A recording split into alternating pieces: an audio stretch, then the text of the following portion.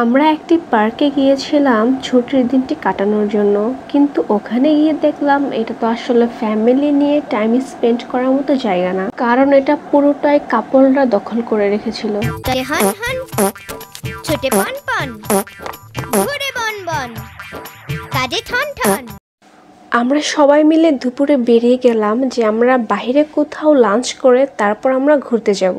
আমরা সবাই দাঁড়িয়ে ওয়েট করছিলাম কারণ ভাইয়া তার বাইকটি বের করছিল। ওখানে কিছুক্ষণ ওয়েট করার পর বাজারে গিয়ে সিএনজিতে বসে আবারও অনেকক্ষণ ওয়েট করতে হলো।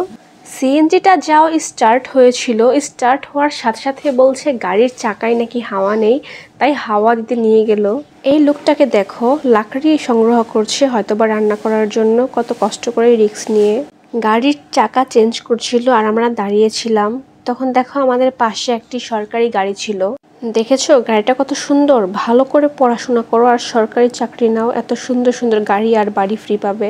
এই যে আনমোল, আর এই যে আনমোল, হ্যাঁ ওর নামেই হচ্ছে আনমোল। আর এই গাড়িটা হচ্ছে ওর বাবার, ওর বাবা এই গাড়িটা ভাড়ায় দিয়ে রেখেছে। তারপর আমরা ময়মনসিংহ রোডের দিকে রওনা হলাম, কারণ আমরা লাঞ্চ করব হচ্ছে মাওনাতে। সবার চয়েস ছিল কাচ্চি, একজন শুধু নিয়েছে মোরগ পোলাও।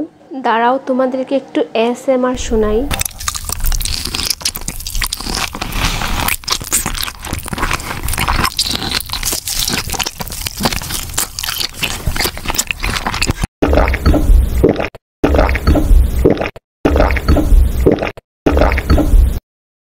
খাওয়া দাওয়া শেষে আমরা ফাইনালি চলে আসলাম সাবা গার্ডেনে। সাবা গার্ডেনে আমি ছোটবেলায় একবার এসেছিলাম আমার মেজো ভাইয়ের সাথে। অবাক করা বিষয় হচ্ছে এটা যে সাবা গার্ডেনের টিকিট নিচ্ছে 100 টাকা করে, যে জায়গায় বঙ্গবন্ধু সাফারি পার্কের টিকিট মাত্র 50 টাকা। আমরা প্রথমে সাফারি পার্কে যেতে চেয়েছিলাম, কিন্তু সাফারি পার্কটা আপাতত অফ আছে, কারণ হচ্ছে আন্দোলনের সময় নাকি ওখানেও ভাঙচুর করা হয়েছে, অনেক ক্ষয়ক্ষতি হয়েছে, ওগুলো মেরামত করতে সময় লাগবে, পরবর্তীতে পার্কটি ওপেন হবে। আচ্ছা, এই লেখাটার মানে কি? মেয়েরা হচ্ছে বিধাতার আজব সৃষ্টি, এর মানে কি বুঝলাম না। যাই হোক, এই পার্কের প্রায় প্রতিটা জায়গায় আমি দেখলাম এভাবে কিছু উক্তি দেওয়া আছে, এটা ভালো লাগলো, সুন্দর একটি বিষয় ছিল। এদিকে আমাদের আনমোল দুষ্টুমি করতে করতে পড়ে গিয়েছে, আর সে শুধু একবার না 3-3বার পড়েছে। পার্কটিতে বাচ্চাদের খেলার জন্য অনেক একটা সুন্দর একটি স্পেস রয়েছে। এই লেখাটি একটি চমৎকার লেখা ছিল আমার দেখা মতে।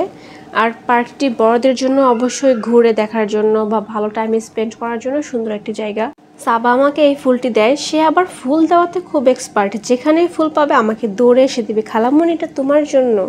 আমাদের গাজীপুরের মানুষের কাছে আমার মতে এখন মোটামুটি যে কোনো পার্কেই ছোট লাগবে, কারণ হচ্ছে যেহেতু আমরা বঙ্গবন্ধু সাফারি পার্কটা দেখে অভ্যস্ত, যেটা অনেক বড়, বাংলাদেশের সবচেয়ে বড় পার্ক। এই পার্কটার এরিয়া মোটামুটি ভালোই ছিল, এতটাও ছোট ছিল না। যেহেতু গতকালকে রাতে বৃষ্টি হয়েছিল তাই রাস্তা অনেক কর্দমাক্ত ছিল। আর এখানে সম্ভবত অডিটোরিয়াম আছে একটা, আর ওখানে একটি অনুষ্ঠান হচ্ছে, কেউ হয়তো পিকনিক করতে এসেছে কোনো একটা স্কুল বা কিছু থেকে। সাবার আম্মু সাবাকে বলেছিল ঘোড়ার পিঠে উঠি একটি ছবি তুলবে। সাবা ভেবেছে এই ঘোড়ার কথা বলেছে, কিন্তু ওর আম্মু বলেছিল মূর্তি ঘোড়ার কথা। তো সাবা কান্না করছিল, সে বলছিল না না না, আমি ঘোড়ার পিঠে উঠবো না। এই পার্কে জীবিত পশুর মধ্যে শুধু একমাত্র এই ঘোড়াটি রয়েছে, আর বাদবাকি সব হচ্ছে মূর্তি। এইবার সাবা সিংহের পিঠে চড়ে গেল, ঘোড়ার পিঠে নয়, তাও হচ্ছে মূর্তি সিংহ। পার্কটাতে প্রবেশের পর থেকেই জাস্ট কাপল আর কাপল চোখে পড়ছিল। আমরা যেই এরিয়াটাতে ছিলাম ওখানে মোটামুটি 6 থেকে 7 জোড়া কাপল ছিল, তো বুঝো পুরো পার্কে কি পরিমাণে কাপল ছিল। আশা করি এখানে কারো কোনো সমস্যা হবে না, যেহেতু কারো ফেস বোঝা যাচ্ছে না, আর ভিডিওগুলো ইন্টেনশনালি করা না, ভিডিওতে চলে আসছে, যার জন্য আমি পরবর্তীতে এই বিষয়গুলো খেয়াল করি, এই জন্য কিছুটা অ্যাড করে দিলাম। এই হচ্ছে সেই অডিটোরিয়াম যেখানে একটি অনুষ্ঠান হচ্ছিল, আজানের জন্য বিরতি দেওয়া হয়েছে।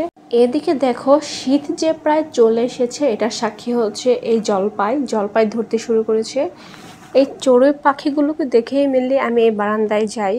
এই পুকুরটাতে প্রচুর পরিমাণে মাছ ছিল। এটা কেমন পরি ভাই আমি জানি না, আমি কখনো এমন পরি দেখিনি। ওরা 3জন খুবই এক্সাইটেড হয়ে এটার ভিতরে উঠে যায়। তখন আমি ভাবছিলাম যে স্লাইড দিয়ে ওরা নামবে, ওই স্লাইডের ওই নিচে মাটিটা একদম নরম হয়েছিল, পানি জমেছিল, যার জন্য ওরা বিপদে পড়ে গিয়েছিল। তারপর আমার ছোট ভাই সাজিম গিয়ে ওদেরকে উদ্ধার করে নিয়ে এসেছিল। সাবা দুল দিচ্ছিল, আনমোল আর আমি দুল খাচ্ছিলাম। আবার সাব্বির দোল দিচ্ছিল, আমি আর আনমোল আবারও দোল খাচ্ছিলাম। বাহ, এমন খালা আর ফুফুই সবাই হয়তো চাইবে।